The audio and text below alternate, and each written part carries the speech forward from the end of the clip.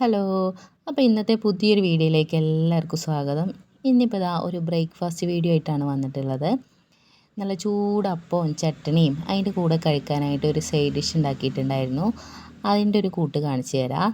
അതിന് വേണ്ടിയിട്ട് ഒരു വലിയ ഉള്ളിയും ചെറിയൊരു തക്കാളിയും ഒരു 2 അല്ലി വെളുത്തുള്ളിയും ക്യാപ്സിക്കത്തിൻ്റെ ഒരു പകുതി ഭാഗം എടുത്തിട്ട് ഇതുപോലെ ഓംലേറ്റിന് അരിയണതിനേക്കാൾ ഒന്നുകൂടി കട്ടിക്കരിയുക. എന്നിട്ട് അത് കുറച്ച് വെളിച്ചെണ്ണ ഒഴിച്ചിട്ട് എല്ലാം കൂടെ ഒരുമിച്ച് തന്നെയാണ് ഇട്ട് കൊടുക്കുന്നത്.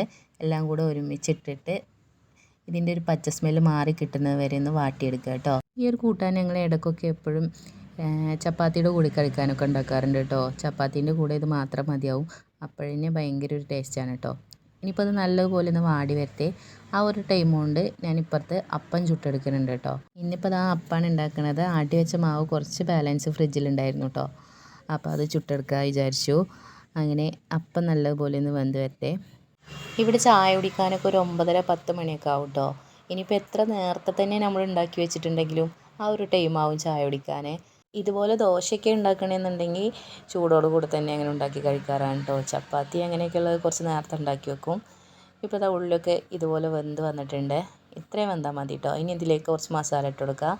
അതിന് വേണ്ടിയിട്ട് കുറച്ച് മുളക് പൊടിയും കുറച്ച് മഞ്ഞൾപ്പൊടിയും ആവശ്യത്തിനുള്ള ഉപ്പും ഒരു 1/2 ടീസ്പൂണ് ചിക്കൻ മസാലയും ഒരു 1/2 ടീസ്പൂണ് ഗരം മസാലയും കുറച്ച് കുരുമുളക് പൊടി ഇട്ട് കൊടുത്തിട്ട് നന്നായിട്ട് തന്നെ ഒന്ന് മിക്സ് ചെയ്ത് കൊടുക്കുക കേട്ടോ.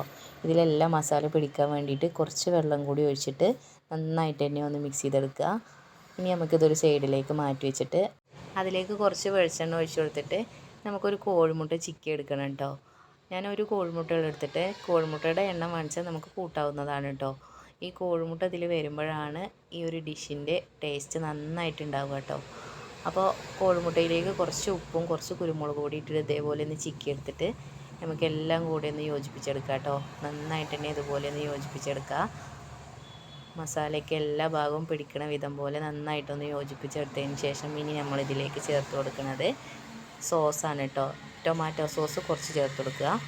സോസ് ചേർത്ത് കഴിഞ്ഞാൽ കുറച്ച് മല്ലിയിലയും കൂടിയും കട്ടാക്കിയിട്ട് ഇട്ട് കൊടുക്കുക കേട്ടോ. എന്നിട്ട് എല്ലാ ഭാഗത്തും പിടിക്കും വിധം നന്നായിട്ട് തന്നെ ഒന്ന് മിക്സ് ചെയ്ത് കൊടുക്കുക. നല്ലതുപോലെ ഒന്ന് യോജിപ്പിച്ച് കൊടുക്കുക. ഈ ഒരു ടൈമിൽ ഫ്ലെയിം ഓഫ് ചെയ്ത് കൊടുക്കുക കേട്ടോ. അപ്പോൾ അതാ നമ്മുടെ അടിപൊളി ഡിഷ് ഇവിടെ റെഡി ആയിട്ടുണ്ട്.